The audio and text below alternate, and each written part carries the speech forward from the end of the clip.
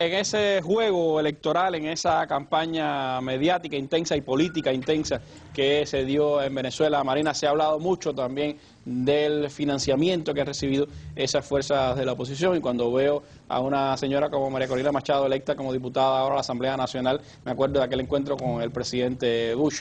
¿Cuáles las noticias que hay sobre el financiamiento? ¿Cómo dirige Estados Unidos ese apoyo a estas fuerzas de la oposición?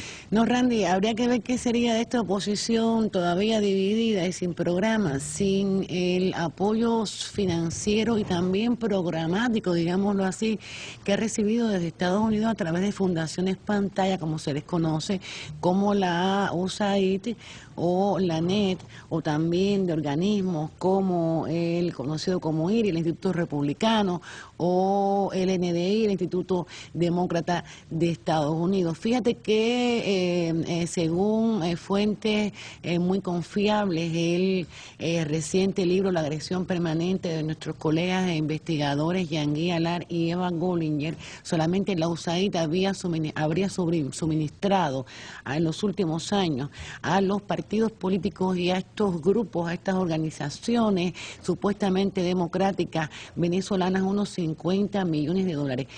Es bueno señalar que ha sido un dinero que no se ha dirigido solamente a calzar a los partidos políticos, a los partidos tradicionales ya en bancarrota como Acción Democrática o COPEI, sino también a partidos de nuevo cuño, aparente nueva cara, como por ejemplo Podemos, Primero Justicia o Nuevo Tiempo, pero también a estas organizaciones presuntamente democráticas. Tú recordabas el caso de Súmate y de Corina Machado. Súmate, una entidad que se presume es de observancia electoral, pero cuyos fines políticos son cada vez más evidentes, como lo demuestra ahora el hecho de que su directora, esta señora, pues Corina Machado, se haya ahí está su foto del encuentro con Bush hace ahí la tenemos 2 o 3 años. Una deferencia, entre comillas, que no habría tenido Bush con alguien que no representara políticamente algo importante, como evidentemente lo representaba desde entonces, desde este encuentro de mayo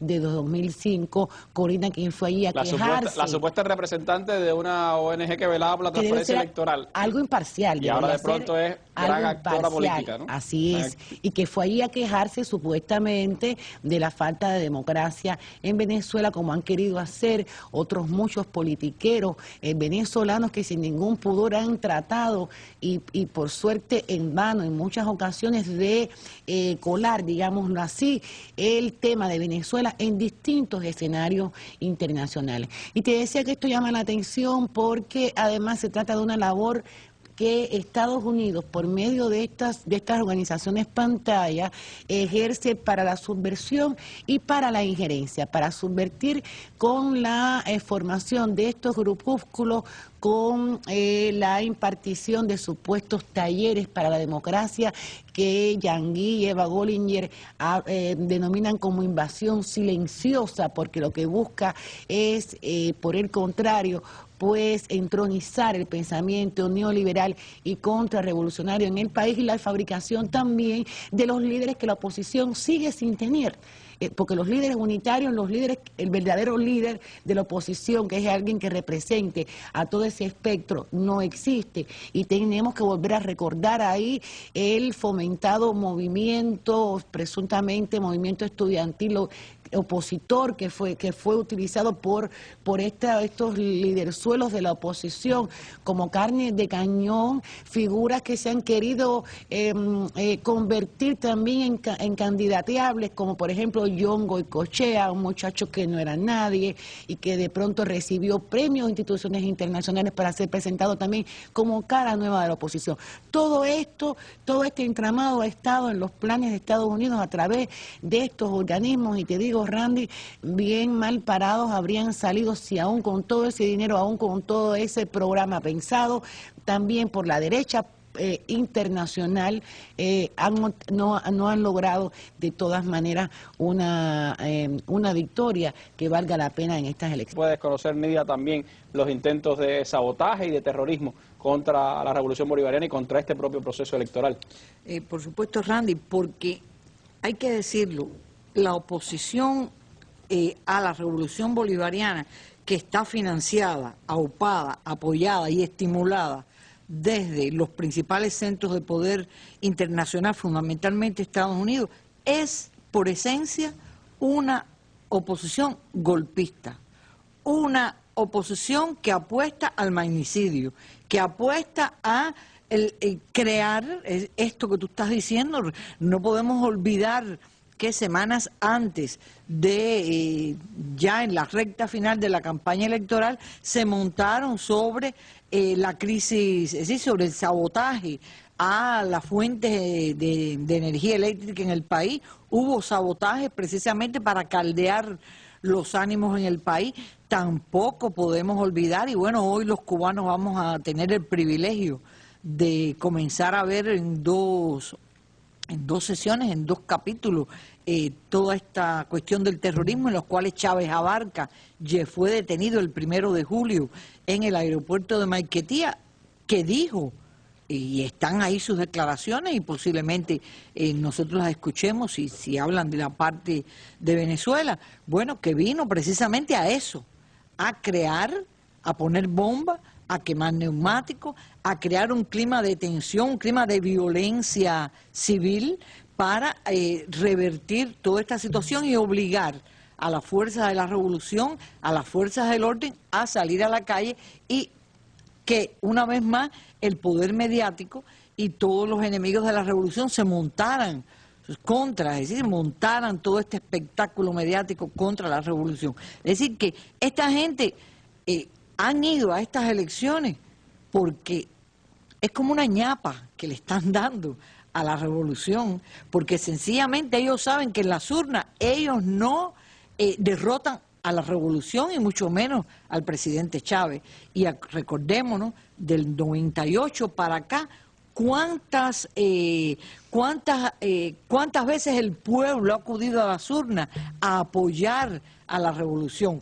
Fue en el 98 cuando salió Chávez por primera vez, a pesar de toda la campaña. En el 99 los 2 referéndums para la Constitución. En el 2000 las megaelecciones en las cuales salió de nuevo presidente Chávez y hubo regionales, comicios regionales, comicios legislativos. En el 2004 el famoso revocatorio. Es decir, que ha habido 12 confrontaciones entre 12 y 15, y en todas, con excepción del 2007, en que por un punto, un 0,4% se pierde el referéndum sobre la reforma constitucional. Es decir, que estamos hablando de una oposición que sigue siendo golpista, que es golpista por esencia y por ideología, y que va a continuar a utilizar elementos como Chávez Abarca y otros más paramilitares que también fueron detenidos en las semanas previas a esta contienda de ayer en las urnas en Venezuela. ¿Qué significado tiene, Oliver,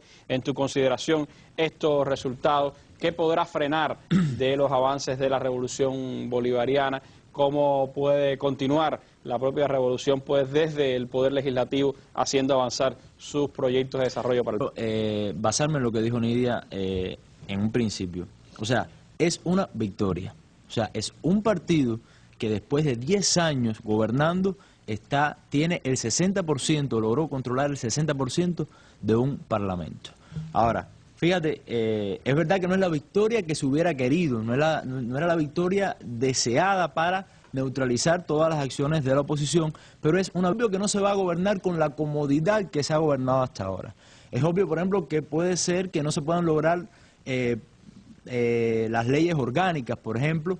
Es probable, hay que ver porque todavía no están los resultados definitivos, y si se pasa de 98 a 99 ya se obtienen las 3/5 partes que le posibilita al presidente pedir, o sea, que le otorguen una ley habilitante para poder aprobar leyes, ¿no? Sin tener que pasar algo que ya hizo en otros periodos, como la ley habilitante de tierra, la ley habilitante de la pesca. Y que fue un impulso tremendo para la revolución, porque había muchas leyes pendientes en el Parlamento, y entonces eso agilizó el avance de la revolución. Por lo tanto, no, o sea, no es algo catastrófico, al contrario, es una victoria, y además hay que tomar en cuenta que la mayoría de las medidas en el Parlamento se obtienen, o sea, se aprueban por mayoría simple, y es una mayoría simple bastante cómoda, o sea, no es el 50% más uno, es el 60%. Lo obtenido hasta ahora por la Revolución Bolivariana en cuanto a leyes orgánicas, a leyes habilitantes, Oliver, ¿podría ser revertido? No, para nada. Eso es otra cosa. La oposición, ¿qué puede hacer la oposición? Y hay que tomar en cuenta un detalle. O sea, esta asamblea nueva se instaura en enero. O sea, quedan 3 meses todavía para poder avanzar a la revolución. Y se han hecho hay muchos avances en este sentido. Por supuesto que no, porque la oposición, con esa minoría que tiene, no puede impulsar ningún proyecto por sí misma. Ni siquiera puede frenar lo que se ha logrado hasta ahora. Pero no solamente es que la oposición no puede lograr nada, sino que, sobre todo, el gran reto aquí es para la oposición venezolana. ¿Por qué? Nosotros hemos dicho que la oposición no tiene programa político, que su programa político es la oposición a Chávez. Es probablemente lo que hagan ahora en la asamblea.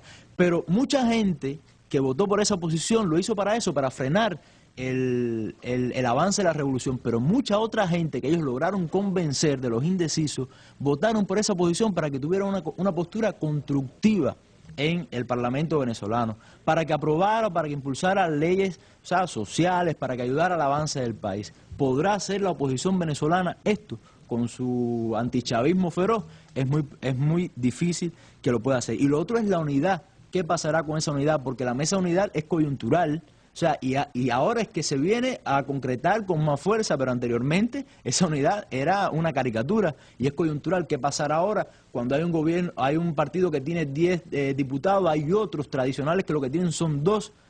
Eso es muy importante. Ahora, y para terminar, ¿qué pasará con Podemos? ¿Qué pasará con el PPT? O sea, los partidos traidores fueron barridos. Eso es muy importante y me parece que es una lección. Los partidos traidores fueron barridos. No son ni aceptados por las fuerzas revolucionarias, pero tampoco fueron tomados en cuenta por las fuerzas a las que se sumaron. Y habrá que ver qué pasa con el PPT. La revolución adelante y ahora con el reto de una Asamblea Nacional que deberá asumir en enero con una nueva composición. ¿Cómo ves el resultado? ¿Cómo valoras el resultado? Decía Oliver que bueno, que ahora también las fuerzas de la revolución tienen ante sí un reto que es el reto precisamente de ir acorralando los problemas, aquellos problemas que se le han podido ir de las manos, aquellos temas sobre los cuales machacó la oposición y que en alguna medida, como el tema de la inseguridad ciudadana, como otros temas, el tema de la ejemplaridad en algunos de los cuadros intermedios, cuadros de base, cuadros comunitarios. Es decir, todas estas cosas la revolución tiene también que hacer una reflexión sobre lo hecho en estos 11 años para precisamente demostrarle a ese pueblo, a esos que pudieron haber sido ganados y que fueron ganados vacíos, pero puntuando en aquellos elementos que sí todavía están pendientes, pues ellos tienen que ir corrigiendo el tiro para continuar profundizando la revolución y que lo que han hecho realmente sea visto por el pueblo en toda su dimensión. Para Marina, estos resultados, ¿qué elementos de análisis nos dejan? Para no repetir lo que han dicho mis colegas, para no perder tiempo, creo que sería lo más interesante, sería señalar que en definitiva el saldo que nos deja esta elección es una Asamblea Nacional con un espectro nuevo a donde ha vuelto la oposición y que sin duda va a demandar lo que los venezolanos llamarían un trabajo fino de los legisladores PSUVistas ante los intentos que puedan ellos querer implementar para detener los avances de la revolución, que como explicaba Oliver ya anteriormente no cuentan con los votos necesarios ni para revertir ni para imponer, pero sin duda es un escenario nuevo, interesante también, muy interesante, como decía Oliver, cómo se las van a arreglar entre sí esos mismos partidos opositores divididos que hoy están en la Asamblea y que hay que ver después también si logran llegar a unos cuantos acuerdos unidos dentro de este nuevo Parlamento venezolano. Un reto para el Partido Socialista Unido de Venezuela, la fuerza política más grande de ese país, la fuerza ganadora de estas elecciones parlamentarias de ayer y que intentará desde la Asamblea Nacional continuar llevando adelante los proyectos de la revolución con esa mayoría con que cuentan y también, por supuesto, con la experiencia de esos cuadros que siguen en la Asamblea y de los nuevos, el ímpetu de los nuevos que se incorporan ahora a las filas de la Asamblea Nacional. La victoria de la Revolución Bolivariana y del Partido Socialista Unido de Venezuela, y el reto por delante de poder construir nuevos escaños para la revolución en medio de condiciones pues más complejas para